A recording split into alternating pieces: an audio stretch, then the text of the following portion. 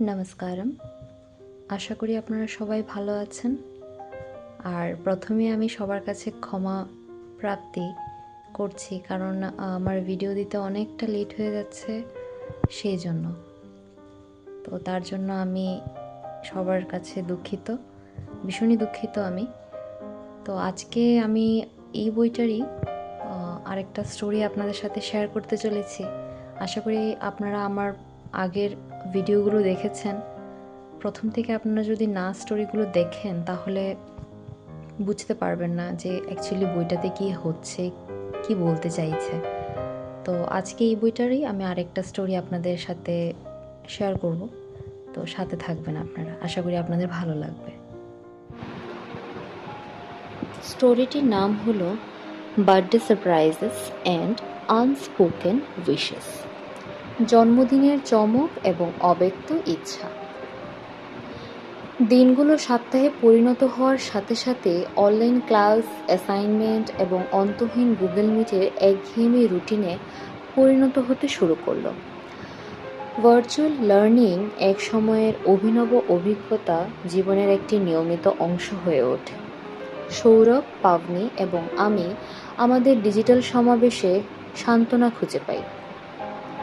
এই সভাগুলি ছিল আমাদের আশ্রয়স্থল, এমন একটি জায়গা যেখানে আমরা ক্ষণিকের জন্য শিক্ষার চাপ থেকে মুক্তি পাই এবং হাসি, নৈমিত্তিক আড্ডা এবং সৌহার্দ্যপূর্ণ সম্পর্কে লিপ্ত হতে পারি।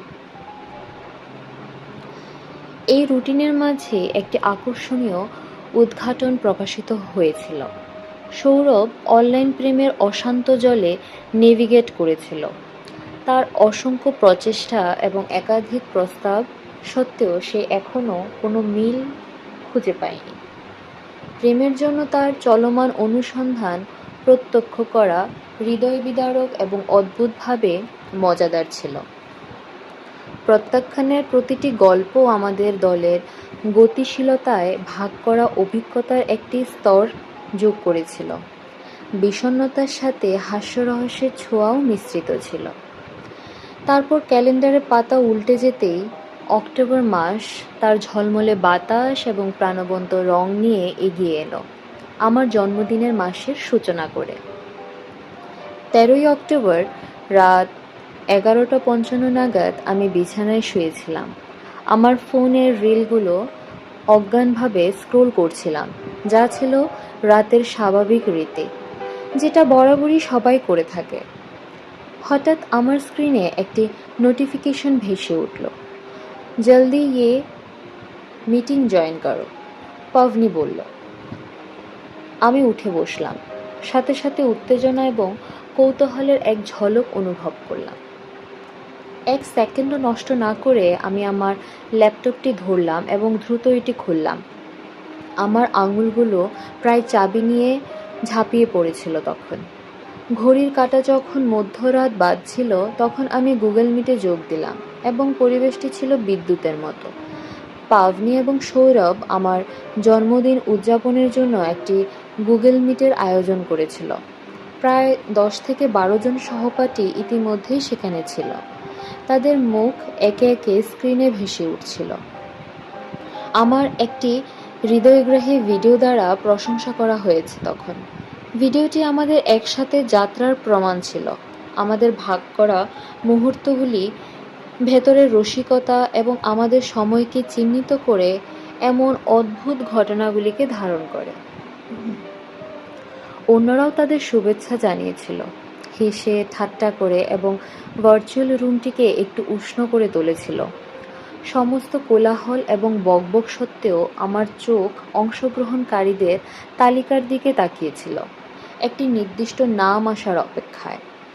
আমার বিভ্রান্তি লক্ষ্য করে পাভনি একটা ছলছল হাসি দিয়ে আমাকে ধাক্কা দিল।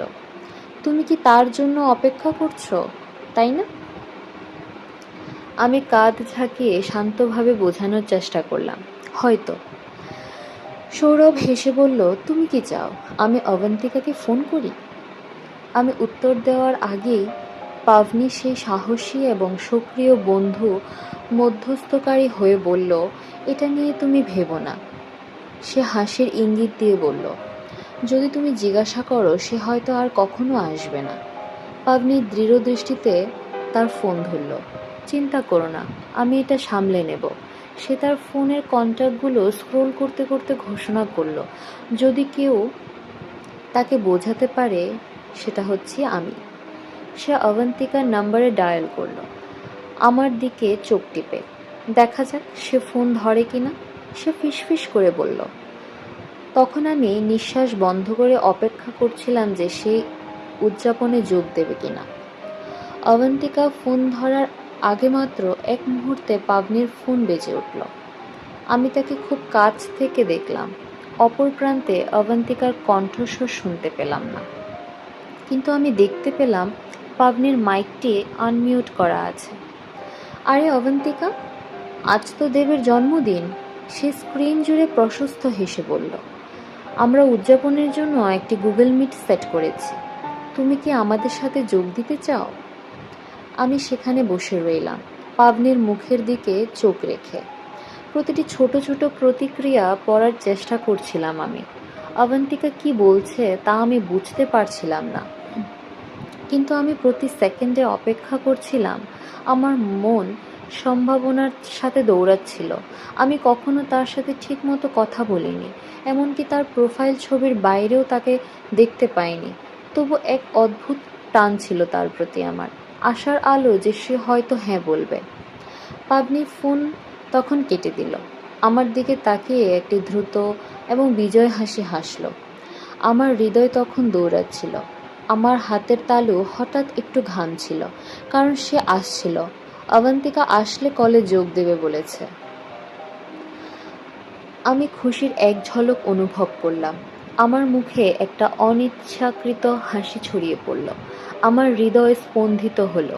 আমি বুঝতে পারছিলাম না কেন এতটা এতটা গুরুত্বপূর্ণ, বা কেন আমি এত উত্তেজিত, কিন্তু তা ঘটেছে আমার সাথে। এবং আমি অনুভব না করে থাকতে পারছিলাম না যে সে হয়তো হয়তো আজ বিশেষ কিছু ঘটতে চলেছে আমার সাথে। মাত্র 2 মিনিট পরে স্ক্রিনে একটি বিজ্ঞপ্তি ভেসে উঠল, অবন্তিকা শর্মা যোগ দিয়েছেন। ঠিক তখন আমার হৃদস্পন্দন বন্ধ হয়ে গেল। দেখো, সে বাস্তব সময়ে ঠিক আমার সামনে। শুভ জন্মদিন দেব, সে উষ্ণ হাসি দিয়ে বলল। আমি তখন উত্তর দিলাম, ধন্যবাদ। তখন আমার মুখ উষ্ণ হয়ে উঠল। স্বাভাবিকভাবে বলার চেষ্টা করছিলাম, কিন্তু আমি নিজের কণ্ঠে বিশ্রীতা অনুভব করতে পারছিলাম, তাই আমি কিছু বলতে পারিনি। প্রায় সাথে সাথে শুরু হয়ে গেল টিজিং, যেটা বন্ধুরা সবসময় করে থাকে।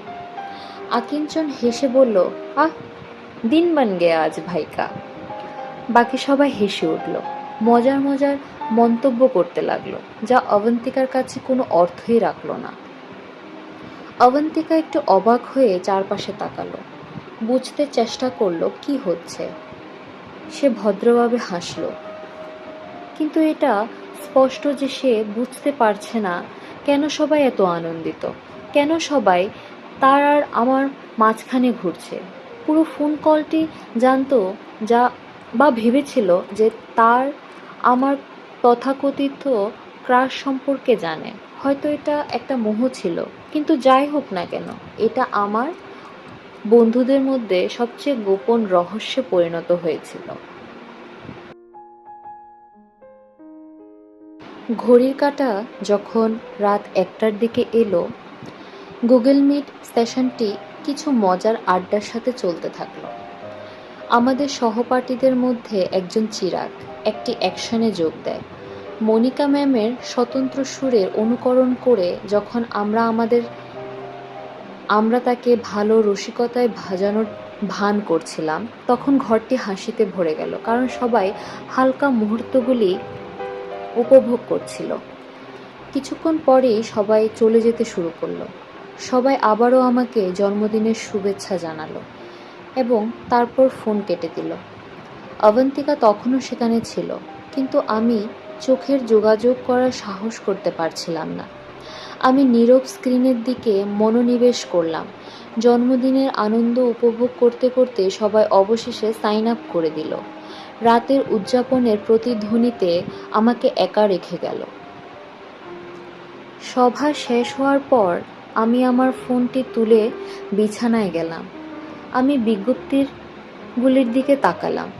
BCom B, unofficial group chat, শুভ জন্মদিন দেব বার্তায় উপচে পড়েছিল। মনে হচ্ছিল প্রতিটি সদস্যই জন্মদিনের শুভেচ্ছায় তাদের নিজস্ব স্পর্শ যোগ করছে। হোয়াটসঅ্যাপ স্ক্রোল করতে করতে আমি স্কুলের বন্ধুদের কাছ থেকে অসংখ্য জন্মদিনের বার্তা দেখতে পেলাম, যার মধ্যে অনেকগুলি পূর্ববর্তী কথোপকথনের ধারাবাহিকতা বলে মনে হয়েছিল আমার কাছে। প্রায় যেন তারা জন্মদিনের শুভেচ্ছার ট্রেন্ড অনুসরণ করছে। এটি একটি নিয়মিত বার্ষিক বিনিময়ের মতো মনে হয়েছিল আমার কাছে। প্রত্যেকে তাদের বাধ্যতামূলক শুভেচ্ছা পাঠাচ্ছিল আমাকে। বিজ্ঞপ্তিগুলির মধ্যে আমি একটি অজানা নম্বর থেকে একটি নোটিফিকেশন লক্ষ্য করলাম। কৌতূহল জাগিয়ে তুলেছিল আমাকে। আমি চ্যাটটি খুললাম। যার নাম আমি চিনি না, তার কাছ থেকে জন্মদিনের শুভেচ্ছা পেয়েছি আমি। বিভ্রান্তি এবং কৌতূহলের মিশ্রণ আমার উপর চেপে গেল। কে হতে পারে এটা? আমি ভাবছিলাম। বেনামি জন্মদিনের শুভেচ্ছার পেছনে রহস্য খুঁজে বের করার চেষ্টা করছিলাম আমি একটি সহজ ধন্যবাদ দিয়ে উত্তর দিলাম। তারপর আমি আরেকটি বার্তা টাইপ করলাম। আমরা কি একে অপরকে চিনি? হঠাৎ একটি উত্তর ভেসে উঠল। না, আমরা একে অপরকে চিনি না। উত্তর এলো, হাই, আমি তানিষ্কা। আমার মনে পড়ল যে সে আমাদের ক্লাসে যোগদানকারী শেষ ব্যক্তি ছিল, যে আমাদের বিরক্তিকর ওয়েবএক্স মিটিংয়ে হঠাৎ করেই চলে এসেছিল। ক্লাসগুলো কিভাবে বিকশিত হচ্ছে এবং বিশেষ করে দেরিতে যোগদান করায় সে কিভাবে এই ধরনের সেটআপে নতুন, সে সম্পর্কে আমাদের একটি সংক্ষিপ্ত আলোচনা হয়েছিল। যাই হোক, আমি শুনেছি কর্ণাটক সরকার হাইব্রিড লার্নিং অনুমোদন করেছে, তাই আমরা ডিসেম্বরে সেখানে যাব, আমি বললাম। সে উত্তর দিল, হ্যাঁ, আমিও এটা শুনেছি। অনলাইন ক্লাসগুলো ব্যাকগ্রাউন্ড সাউন্ড ট্র্যাকের মতো মনে হয় যখন আমরা মিম স্ক্রোল করি এবং ব্যস্ত থাকার ভান করি। আমি হেসে ভাবলাম, হ্যাঁ, আমিও প্রায় এটাই করি।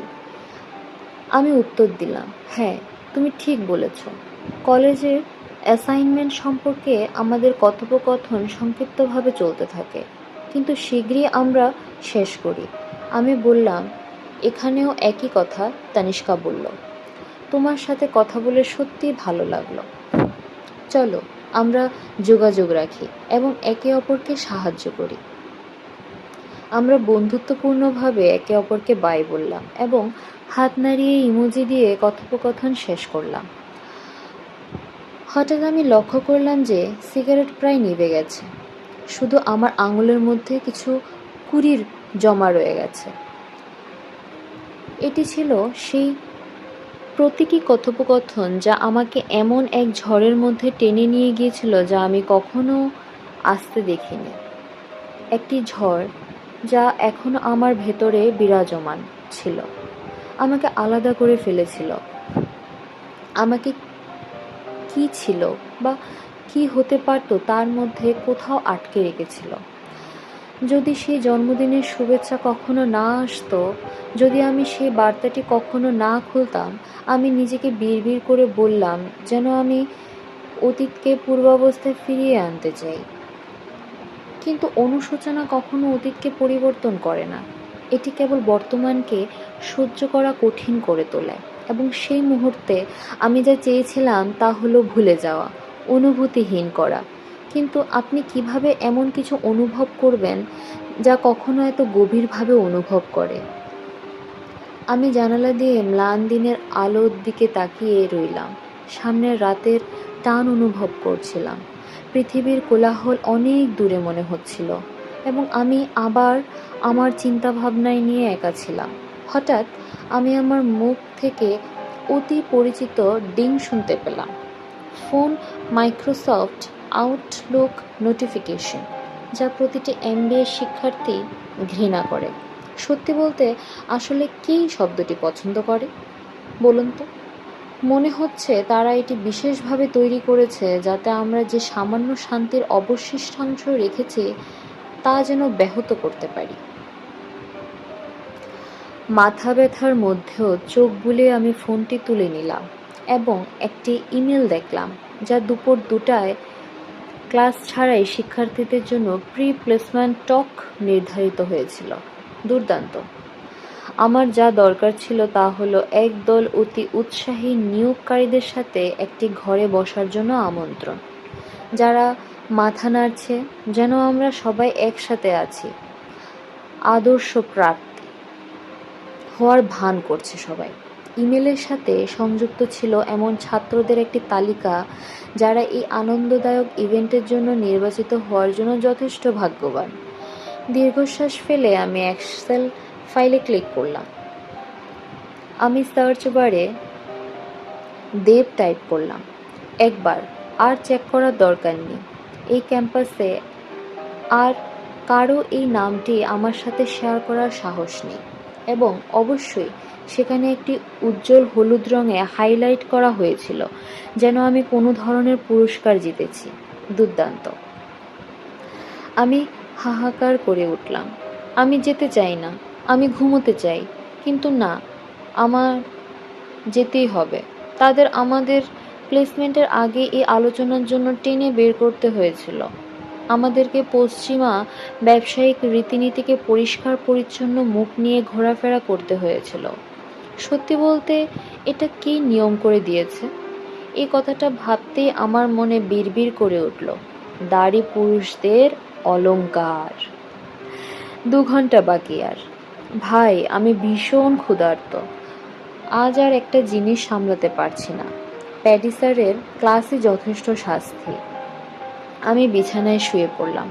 কম্বলটা মাথার উপর টেনে নিলাম, যা বাস্তবতা থেকে আমাকে রক্ষা করতে পারে। হয়তো আমি যদি আরও বেশিক্ষণ থাকি তাহলে পৃথিবী ভুলে যাবে যে আমি আরও কিছুক্ষণের জন্য বেঁচে আছি।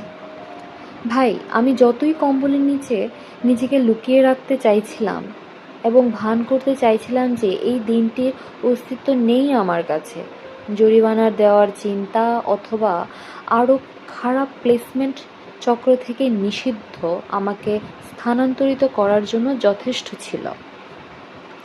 আমার বাবা আমাকে এখানে আনার জন্য মোটা বেতনের চেকসহ কোনো চকচকে চাকরিতে স্থাপিত দেখার জন্য ঋণ নিয়েছিলেন। এড়িয়ে যাওয়া কোনো বিকল্প ছিল না। আমি নিজেকে বিছানা থেকে টেনে নামিয়েছিলাম এবং আমার পোশাকের বিশৃঙ্খলার মধ্যে দিয়ে ঝাঁপিয়ে পড়েছিলাম। কিছুক্ষণ খোঁজাখুঁজির পর আমি একটি সাদা শার্ট এবং একজোড়া ট্রাউজার খুঁজে পেয়েছিলাম, এবং তারপরে আমি আমার কালো ব্লেজারটি খুঁজে পেয়েছিলাম, যা আমি আশা করেছিলাম যে এখনও পশ্চিমা ব্যবসায়িক আনুষ্ঠানিক হিসেবে বিবেচিত হবে। তারপর সেই অংশটি এলো যা আমি সবচেয়ে বেশি ভয় পেতাম, আমার দাড়ি। আমি ওয়াশরুমে গিয়ে আয়নায় আমার প্রতিবিম্বের দিকে তাকালাম। আমার দাড়ির প্রশংসা করছিলাম। দাড়িটি দেখতে সব সময়ের মতো ভালোই লাগছিল। আমার মুখে কিছুটা আভা যোগ করেছিল। এটি পূর্ণ এবং নিখুঁত আকারের ছিল, সেই ধরনের দাড়ি যা আপনাকে স্যুট পরা একজন রুক্ষ অ্যাডভেঞ্চারের মতো দেখাতো, বিছানা থেকে হামাগুড়ি দিয়ে ওঠার চেয়েও। দাড়ি পুরুষের জন্য গয়না।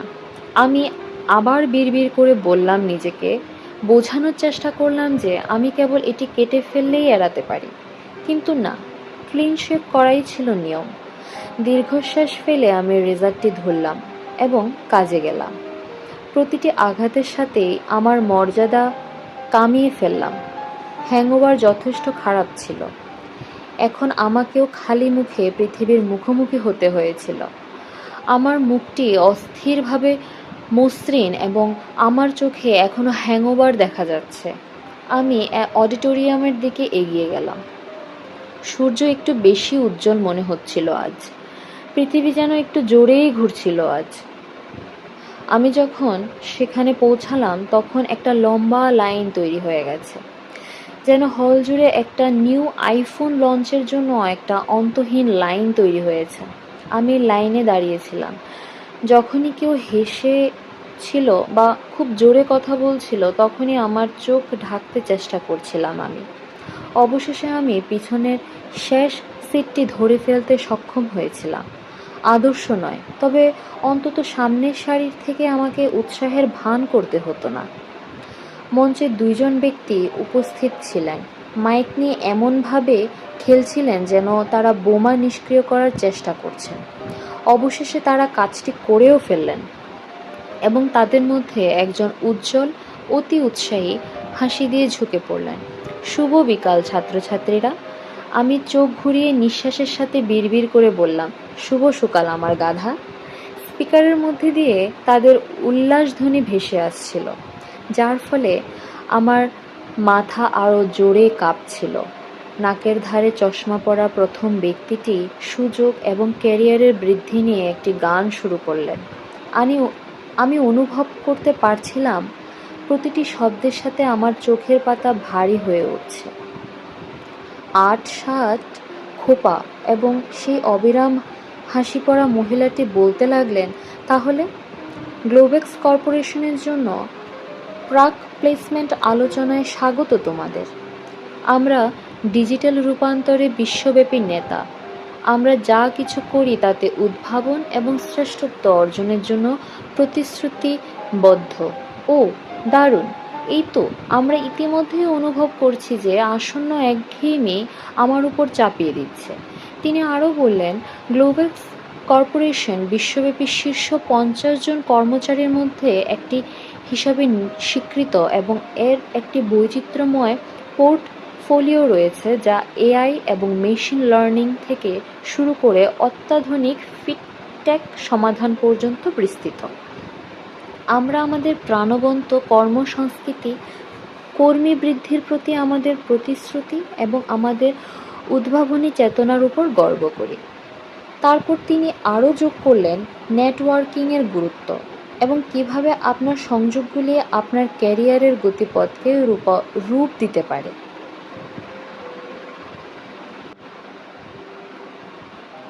নেটওয়ার্কিং? আমার মস্তিষ্ক উপহাস করল। এই অবস্থায় একজন সম্ভাব্য নিয়োগকর্তার চেয়ে আমি বালিশ দিয়ে নেটওয়ার্ক করার সম্ভাবনা বেশি ছিলাম। আমি আমার চেয়ারে ফিরে শুয়ে পড়লাম। নীরবে ঘড়িটিকে দ্রুত গতিতে এগিয়ে যাওয়ার জন্য অনুরোধ করলাম।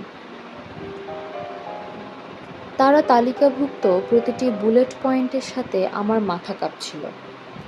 মহিলাটি আবার লাফিয়ে উঠে বললেন, আমরা একটি প্রতিযোগিতামূলক বেতন প্যাকেজ, ব্যাপক সুবিধা এবং ক্রমাগত শেখার সুযোগ প্রদান করি।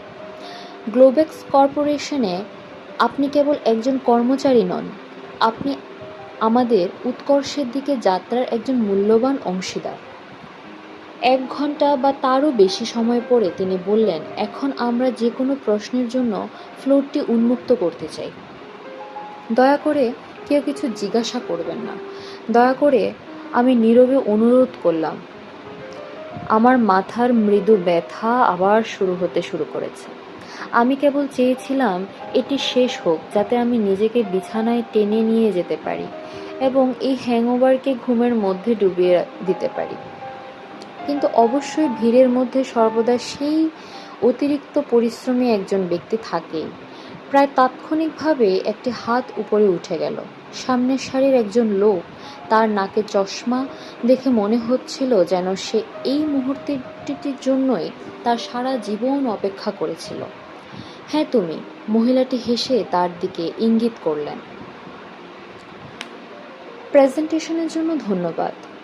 আমি ভাবছিলাম যে আপনি কি বিস্তারিতভাবে বলতে পারেন যে অ্যামস্ট্রনিক কীভাবে উদীয়মান বাজারে লাভজনকতা বজায় রেখে ইএসজি নীতিকে তার মূল ব্যবসায়িক মডেলে একীভূত করার পরিকল্পনা করছে? তিনি জিজ্ঞাসা করলেন। তার কণ্ঠস্বর এমন উৎসাহে ভরে গেল যা আমাকে তার দিকে চেয়ার ছুঁড়ে মারতে বাধ্য করছিল। আমি ভেতরে ভেতরে আর্তনাদ করে বললাম, ইএসজি? সত্যি? আমাদের বাকিদের জন্য কেন এটা নষ্ট করতে হবে? কিন্তু এখানেই শেষ হয়নি। একের পর এক হাত মিলনতায় জুড়েই ঝাঁকুনির মতো উঠতে শুরু করলো। হঠাৎ করে প্রত্যেকের কাছে কিছু না কিছু জিজ্ঞাসা করার ছিল। বাজার কৌশল সম্পর্কে বিস্তারিত প্রশ্ন থেকে শুরু করে কোম্পানির দীর্ঘমেয়াদী দৃষ্টিভঙ্গি সম্পর্কে জিজ্ঞাসা পর্যন্ত এভরিথিং। প্রতিটি উত্তর অনন্তকালের জন্য টেনে নিয়ে যাচ্ছিল। প্রতি সেকেন্ডে আমার মাথা ধাক্কা খাচ্ছিল। আমি ঘড়ির দিকে তাকিয়ে রইলাম। এমন একটি অলৌকিক ঘটনার জন্য প্রার্থনা করছিলাম যা জিনিসগুলিকে দ্রুততর করবে। অবশেষে জীবনের মতো অনুভূতির পর সামনের মহিলাটি বললেন, আমাদের সকলকে চমৎকার প্রশ্নের জন্য ধন্যবাদ। আমরা আশা করি আপনাদেরকে এবং আমরা কিসের জন্য দাঁড়িয়ে আছি সেই সম্পর্কে আমরা কিছুটা স্পষ্টতা দিতে পেরেছি।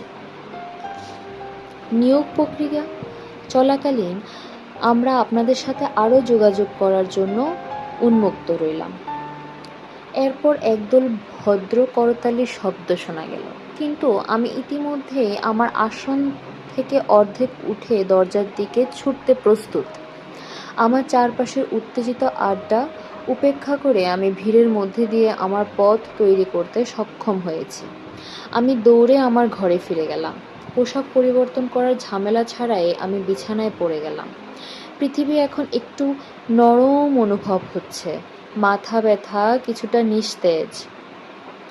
আমি একটি ক্লান্ত দীর্ঘশ্বাস ফেলে আমার মাথার উপর কম্বল টেনে নিলাম এবং আমার বালিশের আরামে আত্মসমর্পণ করলাম। অবশেষে শান্তি। কর্পোরেট জগৎ অপেক্ষা করতে পারত। আপাতত আমি কেবল ঘুম চেয়েছিলাম। নমস্কার।